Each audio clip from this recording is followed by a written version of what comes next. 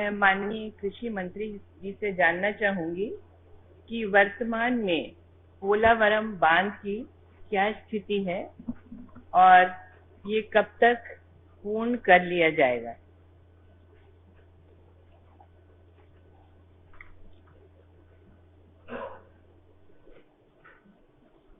आदरणीय उपाध्यक्ष जी, बहुत ही सम्मानीय भाभी जी ने बहुत महत्वपूर्ण प्रश्न उठाया है। अब पोलावरम दूसरे स्टेट की प्रोजेक्ट है, अब वो क्या स्थिति में है, कब तक पूर्ण किया जाएगा, मैं समझता हूँ इसका उत्तर देना मेरे लिए संभव नहीं है, लेकिन महत्वपूर्ण प्रश्न है भाभी जी। इसके आगे आप कुछ जानना चाहेंगी स्टेट के संदर्भ में, तो मैं उसका उत्तर दे लूंगा। मैं माननीय कृषि मंत्री जी से जानना चाहूंगी कि उन्होंने लिखा है कि 9 गांव इसमें डूब में आ रहे हैं और लगभग 18,000 व्यक्ति प्रभावित होंगे। और पूर्व में इसी विषय पर माननीय मंत्री कवासी लखमा जी ने भी एक ध्यानाकर्षण लगाया था। उस समय जानकारी मिली थी कि करीब 85 मजरा टोला और 19 गांव इसमें डुबान में आ रहे हैं और दोरला और कोया जाति जो विलुप्त होती हुई जनजाति है वो भी इस जब बांध का निर्माण होगा तो डूब में आ जाएगी और विभिन्न प्रकार की वन प्रजातियां जो दुर्लभ हैं और 13 किलोमीटर का एरिया छत्तीसगढ़ का डूबेगा।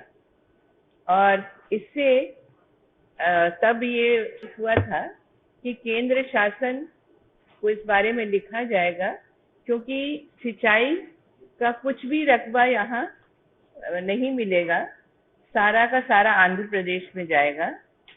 तो इस बारे में आपने लिखा है कि कोर्ट में और केंद्रीय सरकार को भी आपने पत्र लिखा है। तो दोनों सरकारों की उदासीनता के कारण ये जो जानकारी इसमें लिखी है कि 2019 तक इसे पूर्ण करना था। तो अभी वर्तमान में आपने क्या सुप्रीम कोर्ट में या केंद्र सरकार की तरफ कुछ लिखा है? क्योंकि हमारे ही आदिवासी वनवासी भाई प्रभावित हो रहे हैं, दुर्लभ जातियां उसमें डूब रही हैं। और अंतिम प्रश्न मैं इसमें और कर लूं कि आंध्र प्रदेश में कितना मुआवजा प्रति एकड़ किसानों को दिया जा रहा है और छत्तीसगढ़ में क्या प्रस्ताव है प्रति एकड़ मुआवजा देने का? माननीय उपाध्यक्ष जी, आदरणीय भाभी जी ने जो प्रश्न किया 9 गांव के बारे में, उत्तर में स्पष्ट है। कोंटा, वेंकटपुरम, ढोंडरा, हंदीगुड़ा, इंजरम, असीरगुड़ा, पेदा, कीसोली, मेटागुड़ा और बंजामगुड़ा, ये टोटल डुबान का जो कुल योग है, लगभग इसमें निजी भूमि आएगा 459 हेक्टेयर, वन भूमि आएगा 88.51 हेक्टेयर, शासकीय भूमि 842 हेक्टेयर और कुल डुबान 1390.14 हेक्टेयर। निश्चित रूप से ये छत्तीसगढ़ की भूमि है जो डुबान में आएगी। आपने सुप्रीम कोर्ट के बारे में प्रश्न किया। छत्तीसगढ़ शासन का वाद क्रमांक 3/2011 पोलावरम पर हम लोगों ने आपत्ति की हुई है और उसके कुछ कारण जो सुप्रीम कोर्ट में लगाए हैं, उसका मूल रूप से बात ये है कि पोलावरम का बैक वाटर की जो डुबान का लेवल है 177.44 फीट, ये 150 फीट ही होना चाहिए जो पारित जो गोदावरी जल विवाद अभिकरण है उसके अनुसार, और इसको किया गया है 177.44। तो ये गोदावरी जल विवाद के द्वारा अभिकरण के द्वारा पारित अवार्ड का उल्लंघन है, नंबर 1। नंबर दूसरा, इसमें छत्तीसगढ़ राज्य में कोई जन सुनवाई नहीं हुई है। नंबर तीसरा, पेसा एक्ट के तहत छत्तीसगढ़ राज्य के डुबान प्रभावित गांवों में ग्राम सभा की सहमति भी प्राप्त नहीं की गई है। और एक बिंदु और है माननीय कि सुरक्षा तटबंध जो वहां के जो डैम प्रस्तावित है उसमें लगभग 30 किलोमीटर तक 50 फीट ऊंचाई के सुरक्षा तटबंध प्रस्तावित किया गया है और उसमें कहा गया है कि इसमें लगभग 24,630 HP के पंपों के माध्यम से बैक वाटर को सबरी नदी में डालने का प्रस्ताव है। तो छत्तीसगढ़ के लिए बिल्कुल व्यवहारिक नहीं है, इसलिए हम लोगों ने इसको सुप्रीम कोर्ट में लगाया हुआ है। अन्य राज्यों ने भी इसको अभी सुप्रीम कोर्ट में लगाया है और मैं ऐसा समझता हूं कि जब तक के ये सुप्रीम कोर्ट से तीनों राज्यों की सुनवाई नहीं हो जाएगी, आखिरी रीट में फैसला नहीं आ जाएगा, पोलावरम का काम इतनी जल्दी पूरा होने वाला नहीं है। माननीय उपाध्यक्ष महोदय, ये जो बांध की ऊंचाई 150 फीट होना था, जिसे माननीय मंत्री ने कहा कि उसको बढ़ा दिया गया है, तो उसका जो बैक वाटर है शबरी नदी में पूरा आएगा, जिससे कि सुकमा जिले के तीनों ब्लॉक कोंटा, छीनगढ़ और सुकमा तीनों में पानी यानी बैक वाटर के रूप में और भी नुकसान करेगा। तो इसके बारे में भी हमारी सरकार को विचार करना चाहिए और गंभीरता से करना चाहिए, क्योंकि सारा नुकसान तो छत्तीसगढ़ का हो रहा है। और इस सुप्रीम कोर्ट में आप लोग तत्परता से और अच्छे से अपना केस प्रेजेंट करें, यही मेरी मतलब इच्छा है कि नुकसान छत्तीसगढ़ की धरती को ना हो और यहाँ के लोग भी जो 18,500 के लगभग प्रभावित हो रहे हैं, उनको उचित मुआवजा दिया जाए। तो मुआवजे की राशि आपने नहीं बताई है, कृपया बताएंगे। अभी तो माननीय उपाध्यक्ष जी, अभी तो डिस्प्यूट ही है, अभी तो कंपनसेशन और एक्विजिशन की कार्रवाई तो लंबी, अभी वो दूर तलक बातें हैं। और दूसरी बात है भाभी जी, आपने चिंता व्यक्त की, सारी आपकी चिंताओं को लेकर के राज्य सरकार माननीय उच्चतम न्यायालय में रिट दायर किया हुआ है। 2 अन्य राज्य उड़ीसा और तेलंगाना ने भी किया हुआ है। ये पहले स्टेट प्रोजेक्ट था आंध्र प्रदेश का, इसको अब सेंट्रल प्रोजेक्ट बनाया गया है, केंद्र की राशि इसमें लगातार दिया जा रहा है। लेकिन अब जब तक सुप्रीम कोर्ट में सारे मामले जिनका जिक्र आपने किया, जिनका जिक्र मैंने किया, ये जब तक निराकृत नहीं हो जाएगा, मैं ऐसा समझता हूँ कि इसमें बहुत ज्यादा आगे कार्रवाई करने की स्थिति में ना हम होंगे ना आगे की सरकार होगी। माननीय उपाध्यक्ष महोदय। माननीय अजय चंद्र।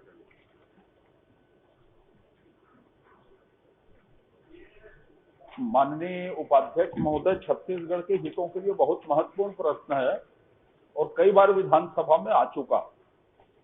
मैं आपसे आग्रह करूंगा कि माननीय मंत्री जी के उत्तर को आप भी पढ़ लीजिए। पोलावरम बांध परियोजना आंध्र प्रदेश में निर्मित होने वाली एक राष्ट्रीय परियोजना है।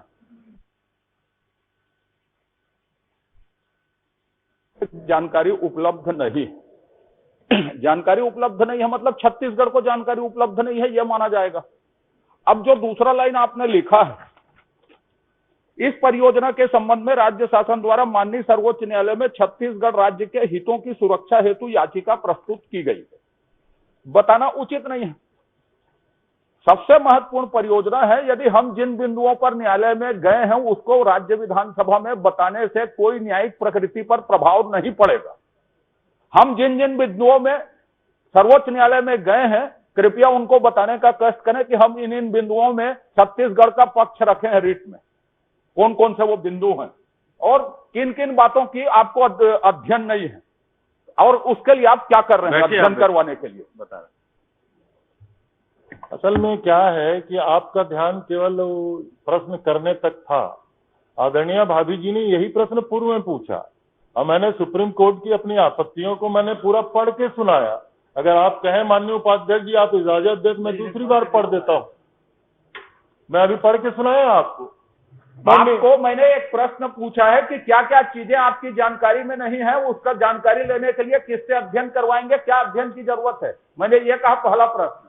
दूसरा प्रश्न जो आपने कहा कि कौन कौन से मुद्दे सर्वोच्च न्यायालय में, आपने बताना उचित नहीं है कहा कि जब अध्ययन नहीं है तो आप कौन से मुद्दे में गए हैं, कौन सी जानकारी लेकर सर्वोच्च न्यायालय में गए? यही तो आप पहले प्रश्न का उत्तर मेरा दे दीजिए कि कौन कौन सा अध्ययन आपके पास नहीं है और अध्ययन करवाने के लिए आप क्या करने जा रहे हैं, किस प्रकार? उपाध्याय जी, यही मूल प्रश्न में था, कब पूरा होगा, कितनी स्थिति है। जब आदरणीय भाभी जी ने कहा, मैंने कहा आंध्र प्रदेश के बारे में वहां का कब पूरा किया जाएगा, कितना मुआवजा दिया जाएगा, उसकी जानकारी मैं नहीं दे पाऊंगा, क्योंकि ये आंध्र प्रदेश की सरकार बता पाएगी को कब पूरा कर पाएगी। आपके और पास जहां तक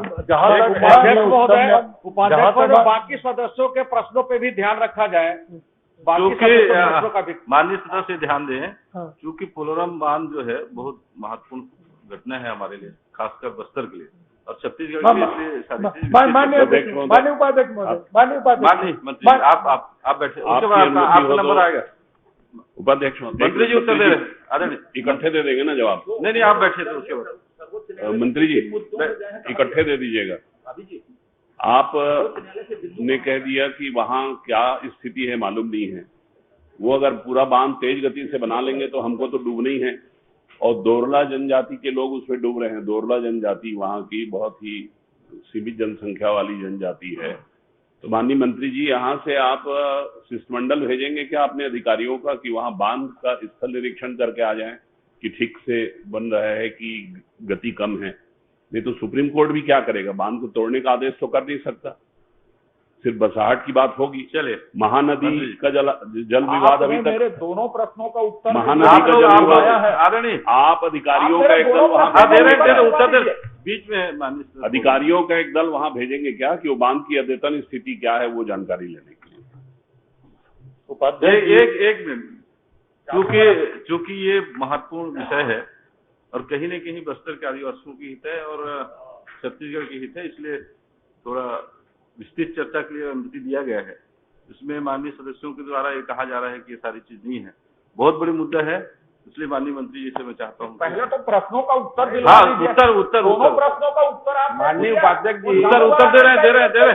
आप बैठेंगे, बार उत्ठेंगे क्या उत्तर मिलेगा? माननीय उपाध्यक्ष आप भी बैठे। शर्मा जी, में जितने प्रश्न लगते हैं सब महत्वपूर्ण होते हैं, नहीं एक ही महत्वपूर्ण नहीं होता, उस हिसाब से गंभीरता को देखते हुए सारी चीज किया गया। आप बोलिएगा। उपाध्यक्ष जी, मैं ले देख तो बस्तर वाला बैठे यार शर्मा जी, और उसके बाद बस्तर के मुद्दा के असर करोगे ठीक नहीं है ना? नहीं, माननीय उपाध्यक्ष महोदय, मेरा एक आग्रह था, माननीय सदस्यों को सबका प्रश्न लगा हुआ है, उसमें आधे घंटे की चर्चा कर लीजिए और उसमें विस्तार से एक दिन चर्चा कर लीजिए। एक क्वेश्चन बहुत महत्वपूर्ण है, इसलिए ज्यादा अच्छा रहेगा मंत्री जी जवाब नहीं देंगे। आपका सर चंद्राकर जी आप बैठे तो बार ही कर रहे हैं। माननीय हाँ उत्तर दीजिएगा। उपाध्यक्ष जी, आपकी चिंता स्वाभाविक है और आपने भाभी जी को, धर्मजीत भैया को, आदरणीय विद्वान सदस्य अजय जी को भी प्रश्न करने की इजाजत दी। पोलावरम में जैसा अभी माननीय धर्मजीत सिंह जी ने कहा कि अधिकारियों का दल भेजेंगे क्या, आंध्र प्रदेश पूरा कर लेगा, सुप्रीम कोर्ट क्या कर लेगा? माननीय उच्चतम न्यायालय के बारे में कम से कम इतना तो मत कहिए आप। हमने कहा माननीय उपाध्यक्ष महोदय, और मैं फिर से सर, आंध्र प्रदेश अगर तेज गति में बनाएगा तो सुप्रीम कोर्ट उतने बड़े प्रोजेक्ट को तोड़ने के लिए तो नहीं बोलेगा, इतना ज्ञान तो सबको है। इसलिए आप थोड़ा स्थिति क्या है, आप अपने सेक्रेटरी के नेतृत्व में एक दल भेज दीजिए, वहां देख के तो आ जाए फील्ड में कि मामला क्या है। अगर मामला धीरे चल रहा हो तो कोर्ट कचहरी लड़े, अगर तेज गति में चल रहा हो तो कम से कम आगे की कार्रवाई के बारे में विचार करें।